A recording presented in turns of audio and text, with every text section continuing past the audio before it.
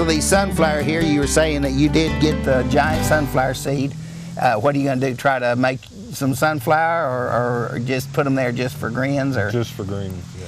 There's a lot of things like that that grow around a garden that are just for grins, and a lot of it is, you know, I've known people put a little bit of peanuts or something or just whatever, and sunflowers are a big user of nitrogen, kind of like corn is, not quite as bad, but also these are planted pretty close together, and too, you've got grass here pretty close. But one thing that I want to compliment you on is keeping it as clean around your garden as you have.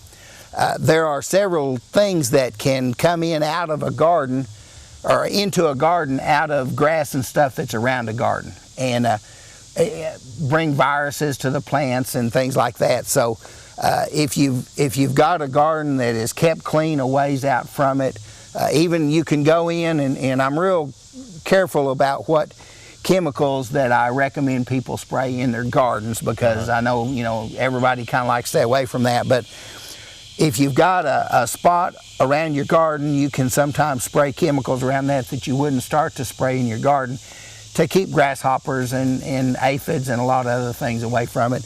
You want to make sure whenever you do plant something in your garden, though, that it doesn't attract a pest that you wouldn't normally have. And I don't think you've done that here, but I just thought I would mention that for those that are kind of thinking they might like to grow something else in their garden, and then come to find out it hurts their tomatoes or something.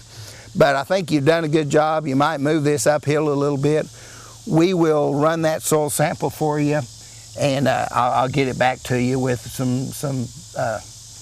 the results and some recommendations and stuff. And like I said, I'd be real surprised if this doesn't call for some lime. And if you're growing beans or any kind of legumes in a garden, they'll need an even higher pH than a lot of the other plants. But you know, ripping up this good and maybe putting some lime down, doing whatever the soil sample calls for, maybe move it a little bit further. Not that I would do away with this, because there are going to be plants that can grow more in shade that you might want to keep here, and you can't always trim the leaves on. Okay. Well, we want to thank you for having us out here. And of course, we had this on the show because you emailed Jeremy and said that you had a garden you'd like for us to come visit and look at it and stuff. And of course, this has been about as basic as it can get, and I think that's been good for this point here. Any ideas that you have for shows, well, we're more than happy to take a look at them and see. So give us a call or email us or something, and INTV, and we'll take a look at it. Thank you again. Thank you.